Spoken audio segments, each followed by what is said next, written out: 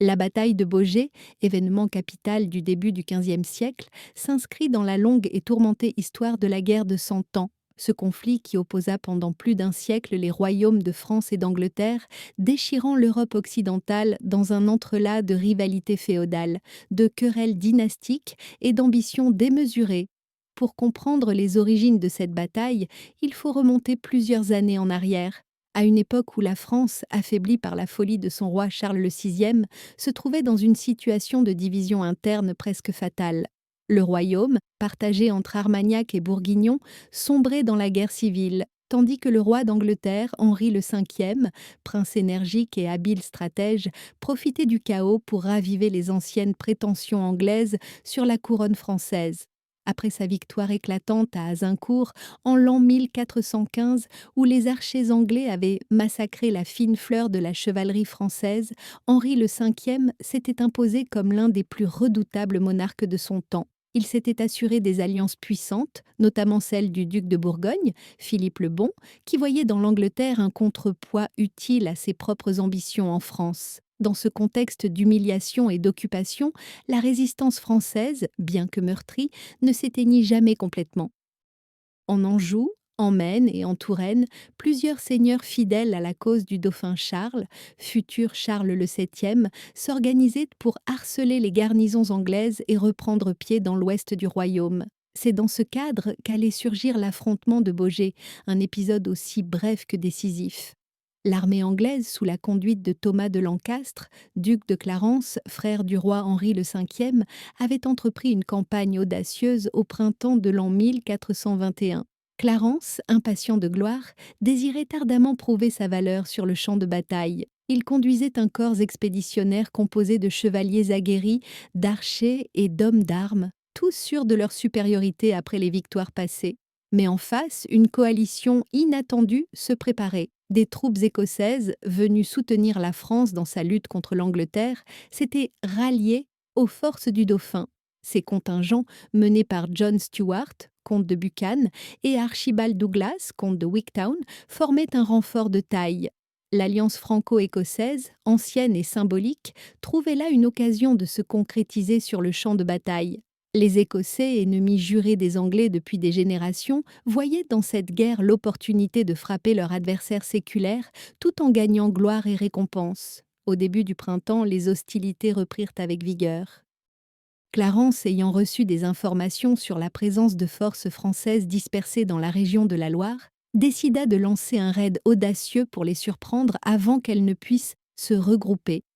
Il partit de la ville du Mans avec une troupe d'environ 3000 hommes, laissant une partie de son armée derrière lui. Il espérait frapper vite, avant que les renforts ennemis ne puissent s'organiser. De leur côté, les chefs franco-écossais, installés dans la région d'Angers et de Baugé, avaient rassemblé une armée légèrement supérieure en nombre, mais moins disciplinée. La région était alors marécageuse et difficile à traverser. Les villages de la Landchasle, de Vieille-Baugé et de Pontigné servaient de point de passage, et la rivière Coisnon, gonflée par les pluies du printemps, formait un obstacle naturel. Le 22 mars de cette année-là, la veille du samedi saint, Clarence décida d'attaquer sans attendre. Il ignorait que la majeure partie de l'armée ennemie se trouvait tout près. Ses éclaireurs avaient sous-estimé les forces en présence. Confiant dans la rapidité de son coup de main, il fit avancer son avant-garde sans l'appui de son infanterie ni de ses archers. C'était une erreur fatale. Le comte de Buchan et Douglas, avertis des mouvements anglais, avaient disposé leurs hommes en embuscade près du pont de Baugé, un étroit passage de pierre enjambant la rivière. Lorsque les premiers Anglais apparurent, ils furent accueillis par une pluie de flèches et une charge soudaine des chevaliers franco-écossais. Le choc fut brutal. Clarence, refusant de battre en retraite, se jeta dans la mêlée avec une poignée de chevaliers. Parmi eux se trouvaient des figures illustres, le comte de Somerset, les frères d'Exeter et plusieurs nobles de renom. La bataille se transforma rapidement en un combat au corps à corps d'une rare violence. Les Écossais, experts dans les combats rapprochés, utilisaient leurs longues piques pour renverser les chevaux ennemis. Les Anglais, privés de leur infanterie et de leurs archers, ne pouvaient déployer leur tactique habituelle. Clarence tenta de rallier ses hommes, mais il se retrouva isolé au milieu de l'ennemi. Son cheval abattu, il poursuivit le combat à pied, entouré d'adversaires. C'est là, selon les chroniques, qu'il fut frappé mortellement par Sir John Carmichael, qui lui brisa le casque d'un coup de masse d'armes. La mort du duc plongea les siens dans la confusion. Les Anglais, démoralisés, commencèrent à reculer, puis à fuir. La rivière devint un piège mortel pour ceux qui tentaient de s'enfuir. Beaucoup s'y noyèrent, d'autres furent capturés ou massacrés sur place. La victoire des Franco-Écossais fut totale. Ce triomphe, inattendu, allait avoir un retentissement considérable. Pour la première fois depuis Azincourt, une armée anglaise venait d'être battue en rase campagne. Le mythe de l'invincibilité anglaise venait de s'effondrer. La nouvelle de la mort du duc de Clarence se répandit comme une traînée de poudre à travers l'Anjou, puis jusqu'à Paris et Londres. Ce fut un choc immense, car Thomas de Lancastre n'était pas seulement un frère du roi, il représentait l'élite de la noblesse anglaise, un capitaine en qui Henri V plaçait une confiance absolue. Sa disparition mettait à mal le prestige de l'armée anglaise et brisait net l'élan de leur campagne de printemps. Les chroniqueurs contemporains racontent que lorsque la nouvelle parvint au roi, celui-ci entra dans une colère mêlée de douleur. Henri, homme de guerre et de foi, considérait chaque revers comme un signe divin.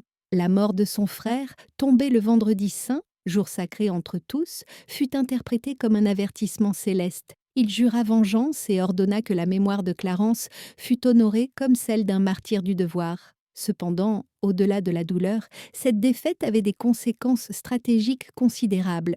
L'armée anglaise, privée de plusieurs de ses meilleurs chefs, dut se replier précipitamment vers le Mans, abandonnant de vastes territoires à la reconquête française. Les garnisons isolées, apprenant la nouvelle, se rendirent parfois sans combat. Le dauphin Charles, jusque-là acculé sur la Loire, voyait enfin poindre une lueur d'espérance. À Bourges, où il tenait sa cour réduite, il reçut les ambassadeurs écossais avec faste et gratitude. Il fit venir le comte de Buchan et le comte de Wigtown pour les féliciter en personne et leur offrit titres et terres en récompense de leur bravoure. L'un fut nommé connétable de France, l'autre reçut d'importantes seigneuries en Touraine. Ce fut un moment de fraternité franco-écossaise rare et sincère. Les deux nations, unies par la haine commune de l'Angleterre, scellèrent une alliance qui allait durer des générations. Les chansons populaires de l'époque célébrèrent la victoire de Baugé comme un signe que Dieu n'avait pas abandonné la France. On racontait que la Vierge avait protégé les soldats du Dauphin, que les saints patrons de la Gaule avaient détourné les flèches anglaises. Dans les églises d'Anjou, on sonna les cloches pendant plusieurs jours. Les paysans qui avaient tant souffert des pillages et des réquisitions reprirent confiance. L'idée que l'ennemi pouvait être vaincu redonna souffle à la résistance. Pourtant, cette victoire ne résolvait pas tout. La guerre continuait et la France restait divisée. Les Bourguignons, alliés des Anglais, tenaient toujours le nord et l'est du royaume. Paris demeurait sous domination étrangère. Les troupes du Dauphin, bien qu'encouragées, manquaient de ressources. Les Écossais, valeureux mais indisciplinés, exigeaient leur solde en or et en vin. Leur présence, si elle apportait du courage, pesait aussi sur les finances et les populations locales. Cependant, l'effet psychologique fut immense. Pour la première fois depuis des années, les chroniqueurs osaient te parler de victoire. Le souvenir des désastres d'Azincourt, de Verneuil et de la capture du roi Jean le Bon semblait s'estomper. Le jeune Charles, jusque-là méprisé comme le roi de Bourges, se voyait reconnu comme le légitime défenseur du royaume. Dans les mois qui suivirent, il entreprit de consolider son autorité sur le centre de la France. Il écrivit aux grands seigneurs pour les rallier à sa cause, promit des faveurs, usa de diplomatie autant que de persuasion. L'influence de ses conseillers, en particulier celle de la sage Yolande d'Aragon, belle-mère du dauphin et duchesse d'Anjou, fut décisive. C'est elle qui sut transformer le succès militaire de Baugé en instrument politique. Sous son impulsion, la cour du dauphin adopta un ton plus solennel, plus royal. On organisa des cérémonies religieuses pour remercier Dieu de la victoire. On fit peindre des bannières à l'effigie de Saint-Michel, symbole de la lutte contre le mal. Dans le même temps, les capitaines français prirent conscience de la nécessité d'adapter leur stratégie. La bataille de Baugé avait démontré que l'arrogance anglaise pouvait être exploitée. En refusant de se battre selon les règles qu'imposaient leurs archers, en favorisant les combats rapides et les embuscades, les Français pouvaient espérer renverser le cours de la guerre. Plusieurs petites victoires locales confirmèrent cette évolution. Les garnisons anglaises d'Anjou furent attaquées une à une, des châteaux tombèrent, des seigneurs rallièrent à le dauphin. Chaque succès, même modeste, nourrissait la légende de la résistance. Pendant ce temps, en Angleterre, la défaite de Baugé provoqua un débat houleux parmi les nobles. Certains accusaient de Clarence d'avoir agi avec imprudence, d'autres blâmaient le manque de coordination entre les forces anglaises, mais nul ne doutait que la revanche serait terrible. Henri V, déjà préparant une nouvelle campagne, fit lever de nouveaux impôts et équiper une armée encore plus puissante. Cependant, le destin devait en décider autrement. Moins de 2 ans après Baugé, le roi d'Angleterre mourut subitement de maladie en pleine gloire, laissant un royaume désemparé et un héritier en bas âge. Beaucoup y virent un châtiment divin. Dieu avait puni l'orgueil anglais. Ainsi, la bataille de Baugé, petite victoire tactique à l'échelle des armées, devint dans les mémoires un tournant moral. Elle marqua le début d'une lente reconquête française qui, bien des années plus tard, conduirait à l'épopée de Jeanne d'Arc et au relèvement du royaume. Mais avant d'en arriver là, les années qui suivirent furent encore pleines d'incertitudes, de trahisons et de combats. Dans les campagnes d'Anjou, la guerre demeurait une réalité quotidienne. Les soldats, souvent étrangers, vivaient sur le pays. Les récoltes brûlaient, les villages changeaient de main, la peur restait omniprésente. Pourtant, sous cette apparente misère, un sentiment nouveau grandissait, celui d'une cause juste, d'une France qui, malgré ses divisions, refusait de mourir. Et au cœur de cette renaissance, le souvenir de Baugé brillait comme une flamme fragile mais tenace, rappelant à chacun que la victoire était possible. Après la victoire de Baugé, le royaume de France, bien que toujours déchiré, entra dans une phase de recomposition. Le dauphin Charles, conscient que l'élan moral devait être entretenu, envoya ses émissaires dans toutes les provinces fidèles pour proclamer la nouvelle. Les chroniqueurs relatèrent que dans les halles et les églises, des héros lisaient à haute voix le récit de la bataille, exaltant le courage des Écossais et la bravoure des chevaliers français. On présentait la victoire non pas comme un simple succès militaire, mais comme une preuve tangible que la Providence soutenait la cause du légitime héritier. Les artisans et les marchands, las des impôts et des pillages, trouvaient dans ces récits une source d'espérance. Les poètes de cour composaient des ballades où le duc de Clarence devenait l'exemple de l'orgueil puni et où la France renaissante apparaissait sous les traits d'une femme blessée mais indomptable. L'effet psychologique de ces chants fut immense. Dans les bourgs d'Anjou et de Touraine, les paysans commencèrent à prêter main forte aux garnisons fidèles au dauphin, à cacher des vivres, à servir d'éclaireurs. Une solidarité nouvelle s'esquissait entre les nobles et le peuple, née de la conscience d'un ennemi commun. Cependant, dans le nord du royaume, les choses restaient très différentes. Le duc de Bourgogne, Philippe le Bon, observait la situation avec méfiance. Il craignait que le dauphin, enhardi par son succès, ne cherche à reprendre les territoires bourguignons. Son alliance avec l'Angleterre demeurait solide, bien que teintée de calcul. À Paris, où les Anglais imposèrent leur autorité au nom du traité de Troyes, la propagande s'efforçait de minimiser la défaite. On affirmait que la mort de Clarence était le résultat d'une ruse honteuse, que les Écossais s'étaient battus en traîtres. Mais les marchands parisiens, informés par les voyageurs et les clercs, savaient la vérité. Ils comprenaient que l'Angleterre n'était plus invincible. Dans les universités, certains maîtres commencèrent à prêcher l'union du royaume et à dénoncer les excès de l'occupation. Ainsi, sans bataille supplémentaire, Baugé avait déjà commencé à éroder le pouvoir moral de l'ennemi. Dans le même temps, l'influence écossaise à la cour du dauphin grandissait. Le comte de Buchan, désormais connétable, devint l'un des piliers de l'armée royale. Son accent rude et ses manières franches impressionnaient les seigneurs français, peu habitués à cette rigueur nordique. Ses troupes, composées d'hommes endurcis par des années de guerre dans les Highlands, se distinguaient par leur discipline et leur courage. Cependant, des tensions apparurent, les différences de langue, de coutumes et de religion, car beaucoup d'Écossais suivaient tôt des pratiques de plus austères, suscitaient parfois des querelles. Dans certaines villes, les habitants redoutaient les soldats étrangers, craignant leurs excès. Le dauphin, pour éviter les désordres, tenta de loger les Écossais dans des forteresses éloignées. Mais il ne pouvait se passer d'eux. Leur présence intimidait l'ennemi et donnait du prestige à sa cause. À mesure que les années passaient, la victoire de Baugé prenait dans les esprits une dimension presque mythique. Les clercs racontaient que des anges étaient apparus au-dessus du champ de bataille, que les eaux de la rivière s'étaient teintées de rouge comme pour rappeler le sang des martyrs. Ces légendes, bien que fabuleuses, servaient la propagande du dauphin. Elle donnait à la guerre un sens sacré, celui d'une croisade nationale. Les sermons insistaient sur la nécessité de la foi et de la loyauté envers le vrai roi.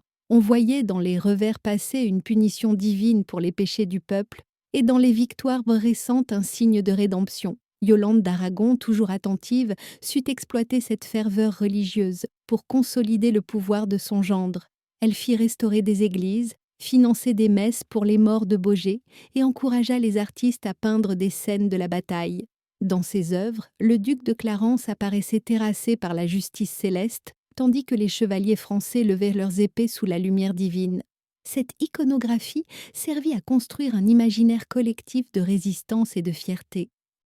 Mais au-delà des symboles, la guerre continuait. Les Anglais, bien qu'affaiblis, conservaient des positions solides dans le nord et l'ouest. Leurs archers restaient redoutables, et leurs généraux, malgré la perte de Clarence, maintenaient une discipline de fer. En 1424, la bataille de Verneuil viendrait cruellement rappeler aux Français que la route vers la victoire serait encore longue et sanglante.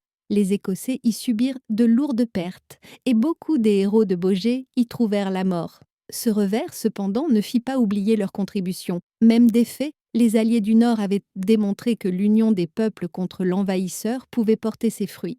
Dans les chroniques postérieures, on raconta que sans Baugé, le dauphin n'aurait jamais trouvé la force morale de poursuivre la guerre, car c'est dans ces années de doute et d'espérance que se forgea la conviction profonde d'une mission divine, celle-là même qui, peu de temps après, ne trouverait en Jeanne d'Arc son incarnation la plus éclatante.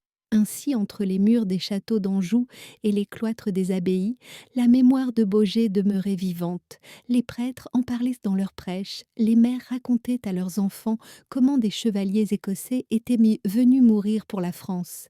Dans les veillées, on évoquait la fureur du combat, le fracas des armes, la rivière ensanglantée. Chaque récit ajoutait un éclat nouveau à cette légende, transformant un affrontement local en symbole universel du courage face à la domination étrangère. Au fil des décennies qui suivirent, la bataille de Baugé s'éloigna dans le temps mais s'enracina profondément dans la mémoire du peuple français, ce qui n'avait été à l'origine qu'un affrontement parmi tant d'autres de la longue guerre contre l'Angleterre devint peu à peu un symbole de résurrection nationale. Dans les monastères, les moines recopiant les chroniques insistaient sur la piété des combattants et sur le rôle providentiel des Écossais, instrument de la volonté divine. Dans les cours seigneuriales, on citait Baugé comme un exemple de prudence stratégique et de discipline collective. Les poètes du XVe siècle, fascinés par l'idée d'une France sauvée par des alliés venus du Nord, tissèrent autour de cet épisode une épopée chevaleresque où l'honneur, la loyauté et la foi triomphaient des intrigues et de la trahison. Cette vision héroïque fut ensuite entretenue par les générations suivantes, notamment lorsque la guerre prit fin et que la couronne française retrouva son unité. Sous le règne de Charles VII, la victoire de Baugé fut célébrée dans plusieurs villes d'Anjou par des processions et des jeux populaires. On y rejouait la bataille, on chantait les louanges des vainqueurs et les enfants brandissaient des drapeaux ornés de croix blanches et de licornes, symboles de l'Écosse. Le souvenir des compagnons écossais, tombés loin de leur patrie, suscita un sentiment de gratitude durable. Des chapelles furent élevées à leur mémoire, notamment dans la région de Baugé même, où certains d'entre eux avaient non été inhumés. Les paysans, en labourant les champs, retrouvaient parfois des fragments de fer ou des pointes de flèches qu'ils prenaient pour des reliques. La toponymie locale conserva la trace de cet épisode. Des hameaux prirent le nom du pont des Écossais ou du champ du duc. Ainsi, la mémoire populaire perpétua ce souvenir sans que les siècles ne puissent l'effacer complètement. Lorsque la France, bien plus tard, traversa d'autres crises, certains chroniqueurs et orateurs patriotiques évoquèrent Baugé comme un exemple de solidarité internationale et de foi en la justice du combat. Pendant les guerres de religion, des prédicateurs comparèrent la victoire du dauphin et de ses alliés au triomphe des justes contre les impies. Sous le règne de Henri IV, on cita encore la bataille pour rappeler que la France, même divisée, pouvait se relever lorsqu'elle plaçait son destin au-dessus des querelles internes. Ce thème du relèvement né à Baugé réapparaissait chaque fois que le royaume affrontait le désespoir.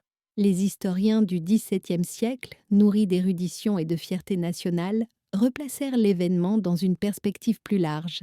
Ils y virent la première lueur annonciatrice de la reconquête qui culminerait avec Jeanne d'Arc et la libération d'Orléans.